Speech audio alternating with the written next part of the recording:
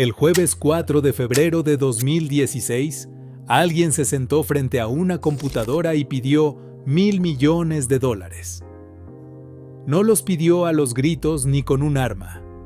Los pidió del modo en que se piden $1.000 millones en el mundo real, con 35 mensajes correctamente formateados, enviados por la red que usan los bancos del planeta para hablar entre ellos.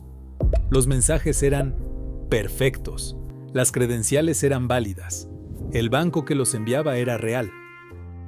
La cuenta objetivo no estaba en Dhaka, la capital de Bangladesh. Estaba en Manhattan, en el edificio de la Reserva Federal de Nueva York, donde el Banco Central de Bangladesh guardaba sus reservas en dólares. Para entender el plan, debes saber algo básico sobre el sistema financiero global. Los bancos no se mandan dinero entre sí, solo se mandan mensajes. El dinero no viaja, viaja la orden. Ese canal de comunicación digital es la red SWIFT.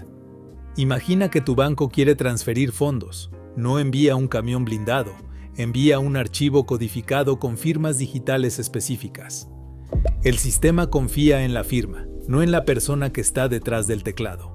Por eso, cuando los atacantes usaron credenciales de seguridad válidas, la Reserva Federal no dudó.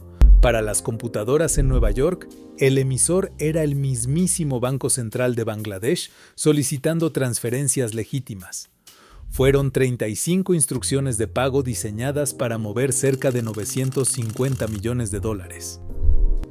No está probado que los atacantes tuvieran ayuda interna para configurar el formato de estos mensajes, pero la precisión técnica era absoluta. La orden estaba dada. El dinero digital estaba listo para moverse. Imaginas oficinas vacías y teléfonos silenciosos. Eso es lo que buscaban los atacantes al enviar las órdenes un jueves por la noche en Dhaka. Al día siguiente, viernes, comenzó el fin de semana oficial en Bangladesh y el Banco Central cerró. Pero en Nueva York apenas arrancaba el viernes. Mientras los empleados en Dhaka descansaban en sus casas, la Reserva Federal operaba con normalidad y procesaba las solicitudes. Para cuando Bangladesh reabrió el lunes, Nueva York ya estaba en su propio fin de semana. No está probado que los atacantes tuvieran complicidad interna para coordinar las fechas, pero sabían perfectamente cómo usar esta diferencia de calendarios. Consiguieron una ventana de casi 3 días de silencio operativo. Un vacío de supervisión donde nadie cruzaba llamadas y las pantallas parpadeaban en salas vacías. La impresora de la terminal SWIFT en el Banco Central de Bangladesh tenía una función física muy clara: imprimir automáticamente cada confirmación de transferencia que salía del sistema. Ese viernes por la mañana, el silencio en la sala fue absoluto. No había papel en la bandeja. No está probado que los atacantes bloquearan la máquina de forma deliberada con malware, pero el equipo dejó de responder durante horas. Cuando los empleados por fin lograron reiniciarlo el sábado, el rodillo de la máquina comenzó a girar sin parar. Decenas de reportes de transacciones acumulados cayeron al suelo. No eran movimientos ordinarios, sino órdenes de salida de fondos que nadie en el edificio había solicitado. En ese instante, frente a la pila de papel, entiendes que la cuenta ya estaba vacía. 30 de las 35 órdenes de transferencia nunca se completaron.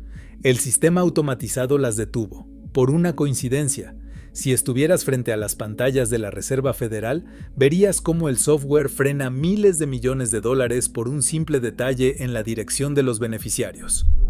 Una palabra: Júpiter. No está probado en las fuentes base de esta investigación que este término coincidiera con una entidad en la lista de sanciones de Estados Unidos por un asunto ajeno al robo.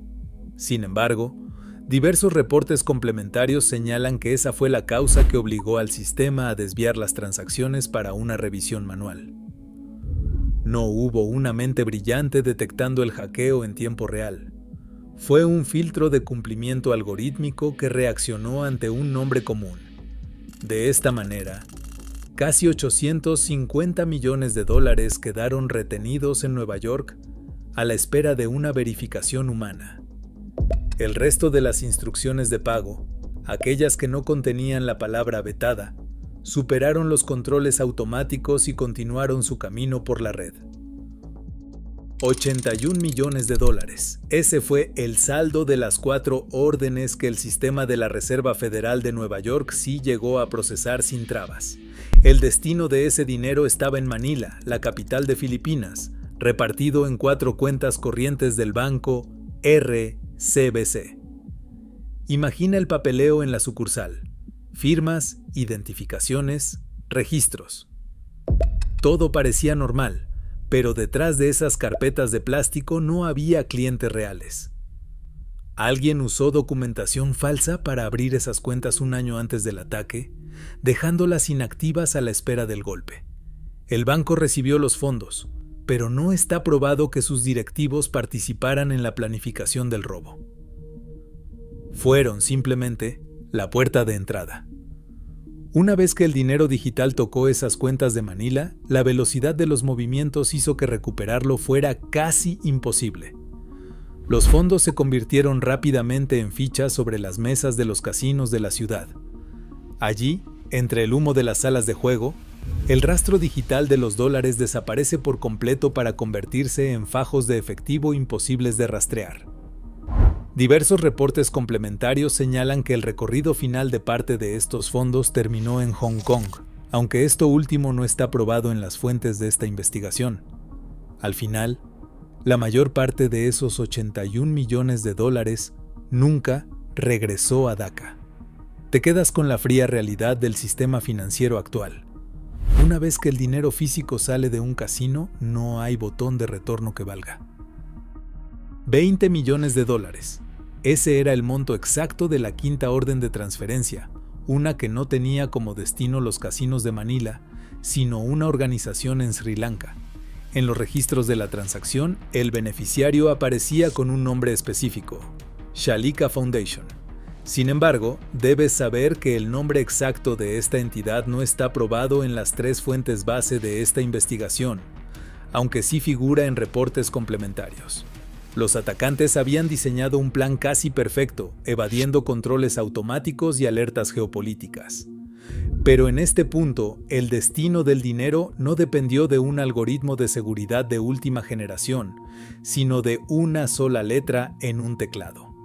Imagina que estás revisando una pila de transferencias rutinarias en las oficinas de Deutsche Bank, el banco corresponsal que debía procesar el pago. De pronto, lees una palabra que te llama la atención. Foundation, escrita con la letra A en lugar de la O de Foundation. No hubo una alarma ruidosa ni un bloqueo automático del sistema. Fue simplemente un empleado que notó la falta de ortografía y, siguiendo el protocolo habitual, redactó una consulta manual para pedir una aclaración al Banco de Bangladesh. Esa simple duda humana congeló los fondos a mitad de camino. Cuando el mensaje de consulta llegó a Dhaka, los funcionarios del Banco Central ya estaban lidiando con el caos de la impresora y las primeras alertas de Nueva York. Al ver la solicitud de Deutsche Bank sobre esa transferencia sospechosa, la respuesta fue inmediata: detener el pago. Los 20 millones de dólares nunca salieron de la cuenta de la Reserva Federal. Nos queda clara la desproporción de todo el caso. Los atacantes lograron romper defensas digitales millonarias, pero su golpe se desmoronó por no revisar la ortografía de un mensaje de texto. Park Jin-hyuk. Ese es el nombre del programador que el Departamento de Justicia de Estados Unidos incluyó en una acusación formal en 2018. Para los analistas de seguridad de todo el mundo, las pistas apuntan a un sospechoso común, el grupo Lazarus. Si tú pudieras revisar de cerca el código del malware que infectó la terminal en Dhaka, verías las mismas huellas digitales del hackeo a Sony Pictures de 2014 y del ataque WannaCry. La infraestructura de red, los métodos de ocultación y las rutinas lógicas coinciden de forma milimétrica. Esta cadena de evidencias técnicas vincula a Lazarus con el gobierno de Corea del Norte. Es una atribución sólida, aceptada por la industria y respaldada por investigaciones del FBI, pero aquí te propongo hacer una pausa necesaria. Esto no equivale a una sentencia penal.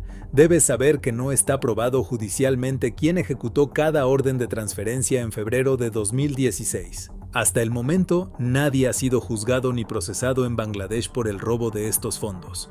Te enfrentas a una paradoja muy común en el ciberespacio. Tienes un rastro técnico que los especialistas consideran incuestionable, pero que judicialmente sigue siendo un enigma sin resolver en los tribunales. Antes de este golpe, los ataques atribuidos a naciones soberanas tenían objetivos muy distintos. Espías que buscaban planos de armas militares o malware diseñado para apagar centrales eléctricas en mitad del invierno. Sabotaje puro. Pero aquí, el objetivo final no era la información ni el caos político, era el dinero físico, billetes verdes que podías tocar. Si la autoría estatal es real, te enfrentas a un cambio de escala sin precedentes. Un Estado que ya no solo espía, sino que presuntamente roba para financiarse. El teclado se convierte en una herramienta de recaudación masiva, donde los códigos de programación reemplazan a los impuestos tradicionales. Todo esto, por supuesto, sigue bajo sospecha y no está probado en una sentencia oficial. Pero la sospecha misma ya cambia las reglas del juego para ti. Hoy los sistemas son más complejos, pero el eslabón más débil sigue siendo el mismo. Suscríbete para no perderte los próximos videos. La pregunta que te queda es una sola. ¿Cuántas veces estuvo esa palabra bien escrita?